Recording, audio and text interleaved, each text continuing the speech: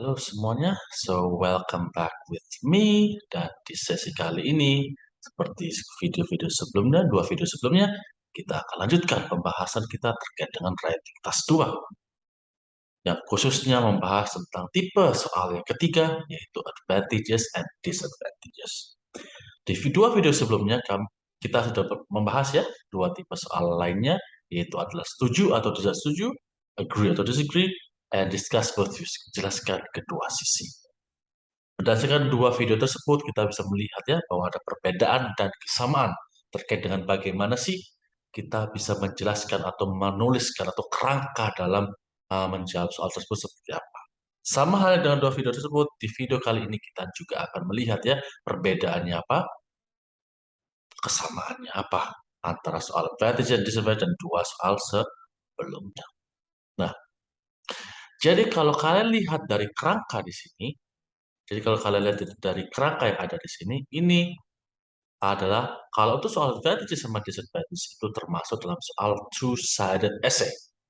Essay yang menjelaskan kedua sisi. Nah, jika diingat ini sama dengan soal discuss both views, ini juga sama dengan soal yang to what extent di agree atau disagree, yang dimana ketika kita memilih opsi setuju atau tidak setuju tapi, ya, jadi seperti itu. Sama halnya dengan dua tipe sebelumnya, kita ada 4 paragraf. Secara struktur, paragrafinya sama, tidak ada perubahan. Nah, yang berubah adalah yang saya highlight dengan kuning-kuning ini. Bukan yang berubah, yang berbeda adalah yang highlight yang kuning-kuning ini. Jadi, coba untuk lebih memudahkan, mungkin akan kita lebih enak, kita langsung lihat contoh ya.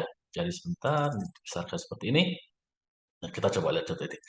Some experts believe that it is better for children to begin learning a foreign language in primary school rather than secondary school. Do the advantages of this outweigh the disadvantages? Jadi, beberapa orang atau beberapa ahli berpendapat bahwa lebih baik bagi anak itu untuk mempelajari bahasa asing di primary school yaitu SD daripada secondary school SMP SMA.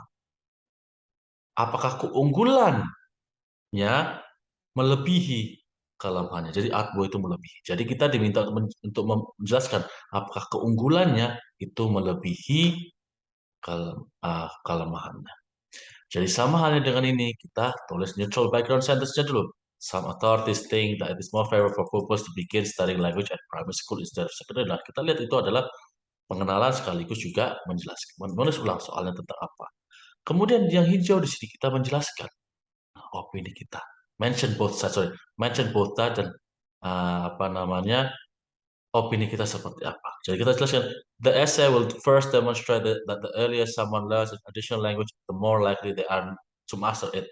And that it brings a corrective effect, followed by analysis of how the primary disadvantage, namely confusion with the narrative language, is not valid. Jadi kita menjelaskan bahwa ya di sini akan kita jelaskan dulu keunggulan seperti apa, dan nanti akan dilanjutkan dengan kelemahannya seperti apa. Whilst acknowledging that they are drawbacks, meskipun memang kita mengakui bahwa memang ada kelemahannya, essay ini akan berargumen lebih condong oleh argumen bahwa keunggulannya itu melebihi dari kelemahan. Jadi dari sini sudah jelas ya bahwa penulis sudah menyatakan bahwa dia setuju bahwa keunggulannya itu melebihi kekurangannya. Jadi oleh karena itu ya sama, kita jelaskan alasannya apa, argumen kita apa. The main reason ada ini. Tapi itu kita kasih alasan kita, justifikasi kita, terus kemudian kita kasih contoh, dan kemudian ini diberikan justifikasi lagi. Jadi kalau secara urutan untuk justifikasi contoh itu bisa bolak-balik ya, boleh justifikasi dulu atau contoh dulu baru justifikasi, dan ataupun boleh diapit seperti ini nggak masalah. Jadi tujuannya dari contoh, ingat ya, tujuan dari contoh adalah untuk memperkuat argumen kita. Tujuan dari justifikasi adalah untuk menjelaskan kenapa kok kita berargumen seperti itu. Jadi kedua justifikasi sama contoh itu tujuannya sama ya, untuk memperkuat argumen kita.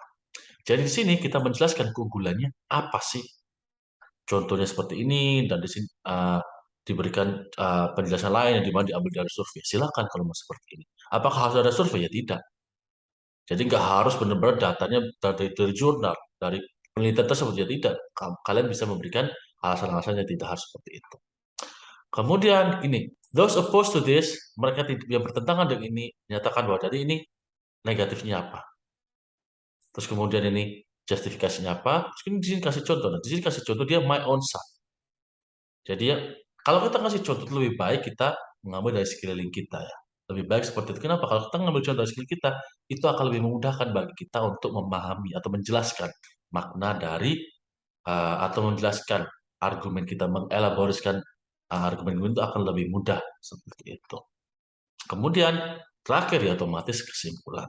In conclusion, the fact that early foreign language learning leads to high fluency and improved brain function clearly outweighs. Jadi menjelaskan bahwa keunggulan, apa kelebihan atau manfaat dari mempelajari UAC dini dalam hal fluensi, kelancaran dan meningkatkan kemampuan otak itu melebihi kekurangan yang dimana itu mempengaruhi pemahamannya dalam bahasa pertamanya. Dalam konteks kita ya bahasa Indonesia. Jadi seperti itu. Jadi ketika kita diminta untuk menjelaskan dapat soal seperti ini, kita harus melihat kira-kira lebih banyak mana sih secara argumen. Jadi setiap orang berbeda-beda ya. Jadi mungkin bagi orang tertentu kita melihat ini kayaknya banyak kelemahannya karena A, B, C, D. Sedangkan keunggulan cuma satu. Silakan mau seperti itu. Tapi kalau mau seperti ini juga nggak apa-apa. Berarti kan, oh kalau kalau keunggulannya ini lebih kuat banget ini. Kelemahannya, sedangkan ya kelemahannya ya bisa diatasi. Seperti itu. Jadi kita yang menentukan mana lebih atau tidaknya ya kita sebagai penulis. Seperti itu. Jadi dalam konsep advantages outweigh disadvantage itu adalah konsepnya seperti ini. Jadi apakah keunggulannya itu melebihi kekurangan atau sebalik. Jadi kalau kita lihat seperti ini, otomatis ya kita menjelaskan kedua sisi dong. A seperti apa, keunggulan seperti apa, B seperti apa, kelemahannya seperti apa. Dan dari itu ya otomatis karena kalau kita condong kepada keunggulannya, berarti kita tunjukkan kata-kata yang menunjukkan bahwa keunggulannya ini baik, bagus. Sedangkan kalau kalau seperti itu, berarti otomatis kan di bagian paragraf ketiga kita menunjukkan bahwa kelemahannya itu apa namanya ya bisa diandalkan seperti ini. However, there is no actual evidence. Jadi tidak ada bukti yang menunjukkan argumen orang yang tidak setuju. Kenapa? Jadi dengan menggunakan kata-kata tersebut kan penulis sudah menunjukkan bahwa argumen orang yang tidak setuju dengan hal ini itu masih belum valid. Berbeda dengan tadi ketika dia setuju, datanya ada yang dari survei, ada juga dia menunjukkan bahwa statistik itu kan menunjukkan kredibilitasnya daripada uh, argumennya. Jadi dengan konsep seperti ini, akhirnya dengan membaca saja sebagai pembaca, kita sudah tahu bahwa penulis condong kemana. Dan ingat ya, kalau kalian menunjukkan condong ke A, pastikan tulisannya condong ke A. Jangan sampai kalian nulis condong ke A, tapi ternyata di tulisannya itu malah condong ke B. Itu kesalahan yang fatal, karena berarti kan tidak konsisten ya antara apa namanya tesis statement kalian dengan konten isi kalian. Jadi ini yang perlu diperhatikan dalam soal menulis advantages dan disadvantages, dan kalau kalian bisa lihat teliti itu sama dengan ada beberapa kesamaan dengan dua soal sebelumnya. Oke, so seperti itu ya terkait dengan penjelasan advantages dan disadvantages. Jangan lupa untuk like, subscribe di channel kami dan leave a comment ya. Tinggalkan komen jika ada pertanyaan-pertanyaan. Nanti kita akan membahas pertanyaan-pertanyaan kalian uh, jika ada. Okay, so thank you, and I will see you on the next video. Bye bye.